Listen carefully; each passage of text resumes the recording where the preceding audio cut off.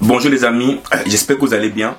Dans cette vidéo, on va parler de la sortie de Franklin Nyamsi qui a essayé d'analyser les propos du président burkinabé Ibrahim Traoré, où il essaie d'analyser, d'expliquer la réponse d'Ibrahim Traoré aux propos d'Emmanuel Macron. Je peux vous assurer que ces propos sont assez intéressants et donc j'ai décidé de partager avec vous une partie de cette vidéo, de la vidéo qu'il a postée sur YouTube, où il explique clairement quel est le sens concret ou quel est le vrai sens des propos d'Ibrahim Traoré. Moi, je pense que vu de l'angle de Franklin Nyamsi est un angle, je peux dire, qui est intéressant à voir. Parce que vous savez, c'est vrai, nous on essaie d'analyser, mais comprendre des personnes comme Franklin Nyamsi qui vont profondément dans la compréhension des propos d'Ibrahim Traoré me semble très intéressant ici. Donc, on va suivre ces propos de quelques propos de Franklin Nyamsi où il essaie d'analyser les propos d'Ibrahim Traoré et on se prend juste après.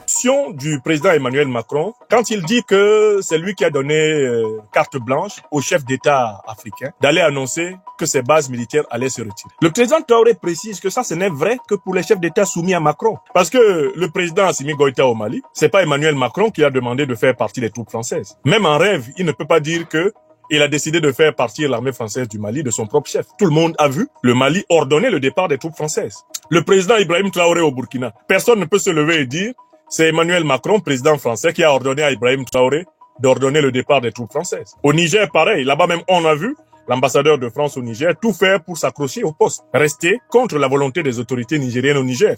Avant de partir catiminieusement et piteusement. Tout le monde a vu cela, n'est-ce pas? Bon. Donc, le président Traoré souligne que ceux qui sont humiliés par ces propos d'Emmanuel Macron, mais ce sont les dirigeants soumis à Emmanuel Macron. Et il va nous donner l'indice qui sont les dirigeants soumis à Emmanuel Macron. Quels sont les dirigeants dont il s'est moqué quand il a dit « C'est moi qui leur ai dit d'aller dire à leur peuple que nous nous retirons un peu, que nous réorganisons le dispositif. » De qui se moque-t-il? Il se moque pas d'Assimi Goïta sur ce point. Puisqu'Assimi Goïta et le peuple malien ont dit « Partez ». La France ne s'est pas démontée du Mali. Elle a été démontée depuis l'ambassadeur jusqu'à l'armée. Ce n'est pas le président Macron qui a fait partir l'armée française du Burkina Faso, c'est le Burkina Faso, c'est le capitaine Ibrahim Traoré, chef de l'État. Pareil au Niger, d'accord? Ok. Mais quels sont ceux qui sont visés? Le président Ibrahim Traoré nous donne un indice. Ceux dont se moque le président Emmanuel Macron, ce sont les dirigeants africains qui n'ont pas dénoncé les accords de coopération militaire, les accords néocoloniaux et coloniaux de coopération militaire avec l'Afrique. Parce qu'en fait, tout ce rapport de force en défaveur des Africains, toute cette occupation militaire a obtenu une certaine forme de légalité juridique grâce aux accords de coopération militaire signés depuis les années 50, 60, 70 jusqu'à nos jours. Mais quels sont les pays qui sont encore sous accords de coopération militaire prévoyant l'occupation de leur territoire par l'armée française? Mais les pays qui sont visés sont le Gabon, la Côte d'Ivoire d'Alassane Dramane Ouattara et le Sénégal de Bassirou Diomaye Faye et Djibouti, n'est-ce pas, d'Ismaël Guelleh, Omar Guelleh. Voilà les pays qui ont des accords de coopération militaire prévoyant le maintien des troupes françaises et des bases militaires françaises sur leur sol. C'est d'eux à tout prendre, selon Ibrahim Traoré, qu'Emmanuel Macron s'est moqué. Parce que eux, ils sont encore liés au pacte néocolonial à travers les accords de coopération et de défense militaire, des accords donc marqués par une asymétrie, une inégalité, un rapport de force entre, subalternes et supérieurs. Mais du coup, le président Ibrahim Traoré nous donne une clé supplémentaire et c'est pour ça que c'est succulent ce qu'il a dit. Ce qu'il a dit est vraiment succulent. Il nous donne une clé supplémentaire, il dit, mais écoutez, les pays qui ont véritablement engagé le processus de retrait et de départ de l'armée française sous toutes les formes sont d'abord des pays qui ont dénoncé les accords de coopération militaire et de défense. Il nous donne cet indice. Et je crois que vous n'apprenez rien. Nous vous avons donné de nombreuses conférences ici pour vous dire que tout pays africain qui n'a pas commencé par dénoncer les accords de coopération et de défense néocoloniaux et qui vient vous dire que lui demande à l'armée française de partir, c'est un pays d'aventuriers ambigus. Mes frères et amis sénégalais, partisans de Bassirou Diomaye Faye et de Ousmane Sonko, se sont tordus de douleur ici depuis plusieurs semaines parce que je leur ai dit que tant que le président Bassirou Diomaye Faye et le premier ministre Ousmane Sonko n'ont pas dénoncé les accords de coopération et de défense avec la France, ils s'évertuent à tromper le peuple sénégalais et à tromper l'opinion africaine, mais ils ne peuvent pas tromper les connaisseurs. Je vous ai donné une conférence ici dans laquelle je vous ai même donné une grille de lecture entre les faux retraits et les vrais retraits. Vous vous souvenez? J'avais donné une grille de lecture ici entre les faux retraits et les vrais retraits. Quand vous écoutez le président Ibrahim Traoré, est-ce que vous apprenez quelque chose d'autre que ce que nous vous avons établi ici il y a plusieurs semaines? Il y a des faux retraits de l'armée française caractérisés par la non-rupture des accords de coopération militaire et des déclarations dans des discours pompeux. Et puis, il y a les vrais retraits qui commencent par la rupture. L'autre chose qu'il faut souligner ici, c'est l'hommage qui est rendu directement au Tchad par le président burkinabé. Parce que le président burkinabé souligne le courage du Tchad. Il dit, prenez l'exemple du Tchad. C'est-à-dire, le Tchad a fait comme nous, les Burkinabés. Il a fait comme les Nigériens ont fait. Il a fait comme les Maliens ont fait. Le Tchad a commencé par le commencement. Pour mettre fin à la domination néocoloniale sur le plan militaire, il faut commencer par dénoncer les accords de coopération militaire, les accords de défense en vigueur. Et donc, il y en a qui disaient et qui continuent à dire non, Mahamat, c'est une feinte. Mahamat, non, il a dénoncé les accords. Et ceux que vous présentez comme des panafricanistes, par exemple nos frères Sonko et Diomaye, n'ont pas encore dénoncé les accords. Le président Mahamat Idriss Déby Itno est en avance sur le Sénégal. Lui, il a dénoncé les accords de coopération militaire et de défense avec l'Afrique. On a vu le communiqué et il a fait le discours. Alors, Bassirou Diomaye Faye se promène au Sénégal, il fait de grands discours. Maintenant, il lit les phrases bien écrites dans ces discours-là. Monsieur, c'est pas ce qu'on vous demande. Vous êtes le président de la République du Sénégal. Vous êtes le président de la République du Sénégal, monsieur. Dénoncez les accords. Avant, on nous disait, Sonko et Diomaye étaient là en train de nous dire, attendez que nous soyons élus. Attendez que nous gagnions les élections législatives. Il faut une majorité parlementaire. Les partisans de Sonko et Diomaye se baladaient sur tous les réseaux sociaux. Ah, professeur, calmez-vous. Attendez que les législatives passent. Sénégalaises, Sénégalais, mes frères et sœurs, les législatives sont passées. Sonko ne fait que faire des discours, des déclarations. Bassirou Diomaye ne fait que faire des discours, des déclarations. On leur demande de dénoncer les accords de coopération militaire et de défense. C'est la base de tout. C'est par là que ça commence. Ceci s'adresse à Ouattara Draman, qui prétend que la base militaire du 43e Bima va être rétrocédée à la France. Mais monsieur, il ne peut pas y avoir une rétrocession véritable à la France de cette rétrocession à la Côte d'Ivoire, pardon, de cette base, alors que les accords de coopération militaire et de défense disent que l'armée française a le droit d'avoir des emprises militaires en Côte d'Ivoire. C'est ce qui est écrit dans les accords qui est appliqué. Vous ne pouvez pas commander à l'armée française en Côte d'Ivoire. Vous ne pouvez pas, Ouattara Draman, vous le savez très bien. Vous qui avez dit publiquement, je dois tout à la France. Vous ne pouvez pas commander à des officiers français en Côte d'Ivoire. Impossible. D'autant plus que les accords de coopération et de défense, qui sont encore en vigueur, disent que quand les officiers français sont en Côte d'Ivoire, ils n'obéissent qu'à leur chef, le président Emmanuel Macron. Mais nous avons lu ces accords. Est-ce que les accords de coopération et de défense prévoient que les militaires français présents dans les pays africains obéissent au chef d'État? Aucun accord de coopération et de défense entre la France et un pays africain n'a prévu une soumission, une obéissance des militaires français aux dirigeants africains. Ils n'en réfèrent qu'à leur chef suprême, qui est le président de la République française, chef suprême des forces armées françaises. Le président Ibrahim Traoré démystifie par le même coup le Gabon du général en rouge, Oligui Nguema, un faux courageux qui passe le temps à menacer les Gabonais, à leur faire du chantage sur des petites choses, à chipoter, à faire des numéros et à danser à travers tout le Gabon, et qui n'est pas capable de commencer le b.a.-ba de l'émancipation de son peuple, la dénonciation des accords de coopération militaire et de défense issus du processus colonial. C'est le b.a.-ba, et on peut reprocher à Mahamat Idriss Déby Itno son retard en matière d'état de droit, en matière de pluralisme politique, en matière de politique des droits de l'homme. Oui, mais on ne pourra jamais écrire que Mahamat Idriss Déby Itno n'a pas dénoncé les accords néocoloniaux et coloniaux de défense et de coopération militaire entre son pays, le Tchad, et la France.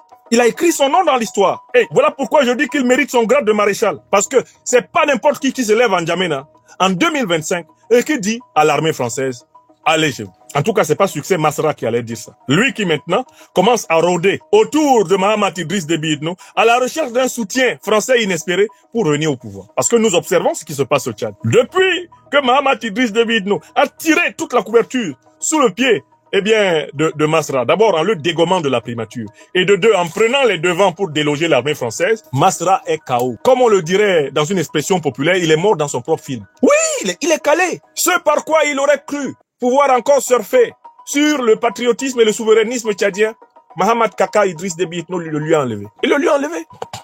Donc, le président Ibrahim Traoré nous donne un indice de crédibilité en faveur du Tchad. Non pas pour dire que tout est parfait, que le Tchad est déjà au diapason de l'AES, c'est pas vrai. Il n'est pas encore au diapason, il y a beaucoup à faire. Pour que le Tchad arrive au niveau de conscience des pays de l'AES, actuellement, il y a beaucoup à faire. Mais on ne peut pas réduire le Tchad à la situation de la Côte d'Ivoire, de Djibouti ou du Gabon ou du Sénégal. C'est pas la même chose. Maintenant, le président Ibrahim Traoré entre dans un détail subtil. Il va analyser un phénomène sur lequel on n'a pas beaucoup parlé, mais qu'il connaît par cœur. Et il va dire, il va y avoir des troupes françaises dans les ambassades, des troupes françaises dans les sociétés militaires privées, les sociétés de mercenaires, c'est déjà le cas, des troupes françaises dans les sociétés de gardiennage et de sécurité, des troupes françaises dans les équipes de sécurité des multinationales. Donc en fait, c'est dans tout ça qu'on va dissoudre le personnel militaire pour qu'il ne soit pas visible, ok? Mais il va plus loin, il nous dit, l'un des phénomènes sur lequel on n'a pas encore beaucoup réfléchi, c'est la présence des conseillers militaires français à l'intérieur de la hiérarchie des forces armées de plusieurs pays d'Afrique francophone. Oui, il y a plusieurs pays d'Afrique francophone qui continuent à avoir des conseillers militaires français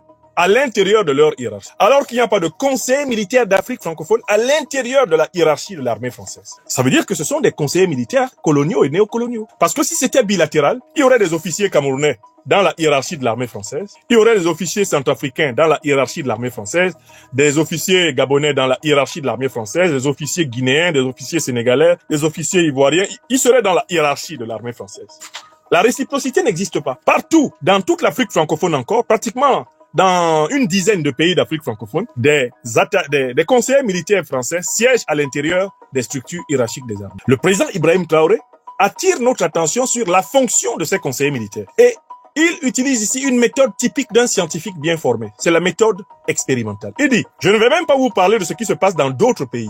Je vais vous parler de ce qui se passe chez nous au Burkina. Et il est le chef de l'État du Burkina Faso. C'est-à-dire le Burkinabé le mieux informé de tous.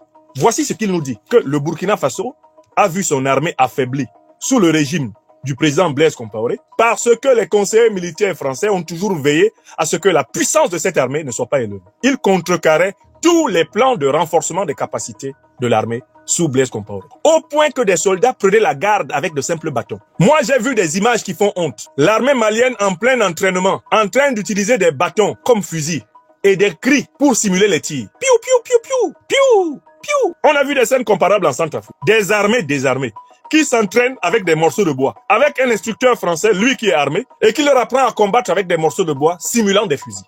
Le président Ibrahim Traoré est le chef de l'État du Burkina Faso. C'est un officier supérieur du Burkina Faso qui nous dit la présence des officiers supérieurs français comme conseillers militaires s'est traduite par l'affaiblissement de l'armée du Burkina. L'affaiblissement continu, c'est-à-dire sa malléabilité au terrorisme. Mieux, il nous donne notre témoignage. Il nous dit, mais écoutez, le chef d'état-major de l'armée du Burkina Faso a été convoqué en France où il lui a été demandé, quand les conseillers militaires en 2019 avaient été renvoyés, de les reprendre. Le chef d'état-major, en visite en France, a opposé une fin de non-recevoir à ses homologues français. Mais à son retour à Ouagadougou, les politiciens burkinabés, sous le contrôle des politiciens français, ont ordonné au chef d'état-major, qui avait osé régember à Paris, d'accepter le retour des conseillers militaires français. Voilà dans quel état l'armée burkinabé s'est retrouvée, sous le contrôle de l'armée française, affaiblie, incapable de combattre le terrorisme, jusqu'au moment de la révolution du MPSR.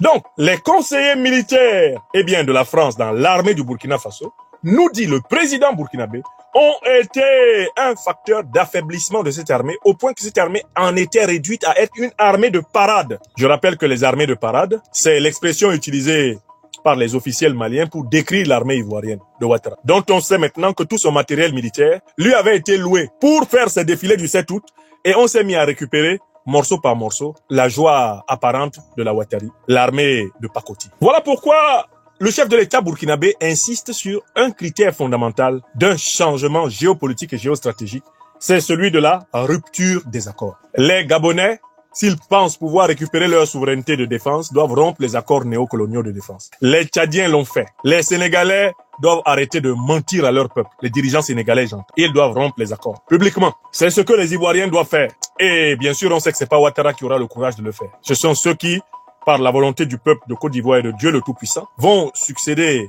aux satrapes reptiliens. De la même façon, à Djibouti, seule une révolution de l'élite politique djiboutienne, une révolution panafricaniste, révolutionnaire donc, seule peut obtenir, le départ des troupes néocolonialistes, des troupes impérialistes du sol africain de Djibouti. Alors l'ami, qu'est-ce que tu penses de ces propos de Franklin Nyamsi? Est-ce que tu penses que c'est pas ça, c'est pas vrai? Est-ce que tu penses qu'il a mal analysé, ou bien tu penses que l'analyse est claire, ça permet de comprendre rapidement où chaque pays africain voit les accords avec la France? Il a clairement dit cela que certains pays comme par exemple le Tchad a dénoncé, alors que d'autres pays comme le Sénégal, comme la Côte d'Ivoire, même comme le Gabon, ne dénoncent pas les accords militaires passés avec la France dans les années 60. Donc clairement ici, est-ce que tu vois cette sortie de Franklin Nyamsi bonne? Est-ce que tu penses que l'analyse est bonne? Ou est-ce que tu penses que non? même si le Sénégal n'a pas dénoncé, ils veulent quand même la rupture. Même si la Côte d'Ivoire n'a pas dénoncé, ils ont quand même une rupture apparentée. Voilà, même si on sait que c'est une rupture qui n'est pas réellement une rupture. Voilà, mais clairement ici on comprend que si l'Afrique veut se développer, si l'Afrique veut une réelle rupture, il faut commencer par dénoncer, parce que je pense que ce thème de dénoncer, pour moi, semble très important. Donc, dénoncer d'abord les accords avant de mettre fin aux coopérations militaires.